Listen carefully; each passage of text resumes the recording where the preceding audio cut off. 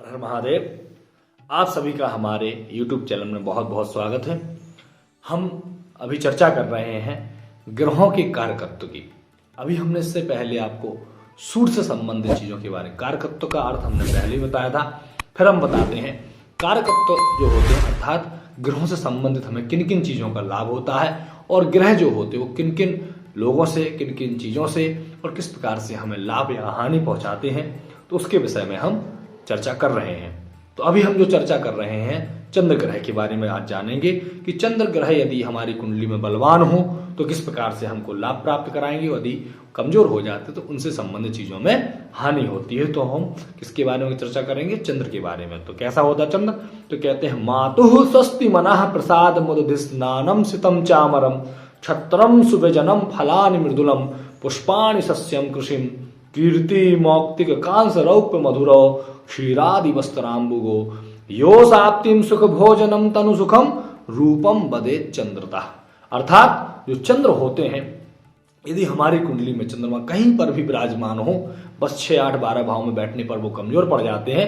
यदि वो केंद्र त्रिकोण में बलवान होकर के यदि विराजमान होते हैं तो उनसे संबंधित हमें किस प्रकार से लाभ होता है तो बताते हैं। कहते हैं मातुः अर्थात माता का शुभ अशुभ विचार, क्योंकि जो चंद्रमा होता है वो माँ का कारक होता है, माता का कारक होता है। तो कहते हैं यदि चंद्रमा बलवान हो तो माता हमारी स्वस्थ रहती हैं, माता का हमें पूर्ण सुख प्राप्त होता है, माता का प्रेम प्राप्त होता है और माता संबंध में बहुत सारे लाभ होते हैं, जैसे घर मकान इत्यादि का लाभ भी प्राप्त हमें, जो चीजें माता के पास में होती है उन चीजों के द्वारा हमको लाभ भी प्राप्त होता है, माता का प्रेम भी हमको बहुत अच्छे से प्राप्त होता है। फिर कहते हैं स्वस्ति मनः अर्थात मन की प्रसन्नता का विचार करते हैं। मन यदि चंद्रमा बलवान होता है तो मन बहुत प्रसन्न रहता है। यदि चंद्रमा पीड़ित पड़ जाए, छोटी छोटी बातों को लेकर के व्यक्ति दुखी हो जाता है। और स्वस्ति अर्थात भलाई, स्वस्ति मतलब होता है कल्याण, तो कल्याणकारी कार्य करने वाला होता है जातक। और फिर कहते हैं दधि स्नान मुदधिस अर्थात जैसे समुद्र इत्यादि का स्नान करना हुआ, अर्थात जल से प्रेम करने वाला होता है। और सफेद वस्तुओं से भी जातक को लाभ होता है। कई बार जैसे कि चंद्रमा को रानी कहा गया है ग्रहों में, तो कहते हैं यदि चंद्रमा विशेष बलवान हो जाता तो कहते हैं राजपद को भी प्राप्त करने वाला होता है, शासकीय बहुत अच्छे पद को प्राप्त करने वाला होता है।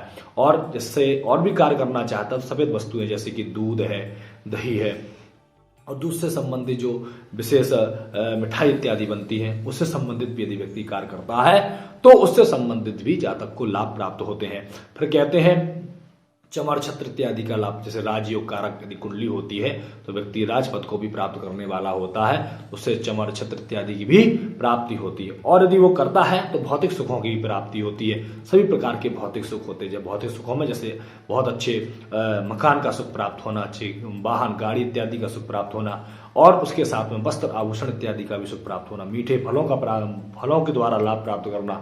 यदि फलों के संबंधी बहुत बड़ा व्यापार भी करे तो उससे संबंधित भी जातक को लाभ की प्राप्ति होती है। और पुष्पाण जैसे पुष्प संबंधित यदि कार्य करता है तो उसका भी लाभ प्राप्त होता है और पुष्प इत्यादि का शौकीन भी होता है व्यक्ति। फिर और भी क्या कार्य कर सकते हैं तो कहते हैं मोती है, मोती संबंधित कार्य करने पर भी जातक को लाभ होगा।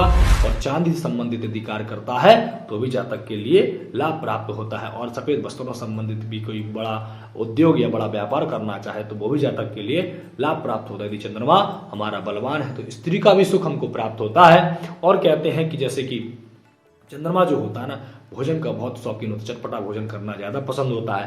तो कहते चंद्रमा बलवान होता तो बहुत अच्छा स्वादिष्ट भोजन भी हमको प्राप्त होते हैं और अच्छे से भोजन की प्राप्ति भी होती है। और इस प्रकार से यदि चंद्रमा अच्छा है कुंडली में तो उसके द्वारा और भी क्या स्थिति बनती है तो कहते हैं रूपम बदे चंद्रता, अर्थात रूप भी व्यक्ति का बहुत सुंदर होता है, आकर्षित होता है। तो इस प्रकार से यदि चंद्रमा बलवान है तो मन प्रसन्न रहता है और व्यक्ति एक साथ कई कार्य भी कर सकता है। पानी संबंधित भी कार्य करता है, सफेद वस्तुओं से संबंधित भी कार्य करता है। तो जातक को अपने कार्य क्षेत्र में बहुत ज्यादा लाभ प्राप्त होते हैं। और व्यक्ति विशेष करके यदि चंद्रमा बलवान होने पर यदि वो डॉक्टरी संबंधित यदि पढ़ाई करता है और डॉक्टर बनने की उसके अंदर चाह है तो व्यक्ति थोड़ा मेहनत विशेष कर ले तो एक अच्छे डॉक्टर के रूप में व्यक्ति अपने आप को प्राप्त कर सकता है। इससे बहुत अच्छा योग बनता है और उसके साथ भी कई कार्य व्यक्ति कर सकता है। यदि चंद्रमा बलवान हो तो बिजनेस भी 2-3 प्रकार की करता है, उसके मन में भी कई प्रकार की कल्पना शक्ति बहुत अच्छी होती है, उसके विचार भी बहुत अच्छे होते हैं, एक साथ वो कई कार्य को करने वाला होता है। इस प्रकार से हमें चंद्रमा संबंधित कार्यों के बारे में, कारकत्व के बारे में जानना चाहिए। हर हर महादेव।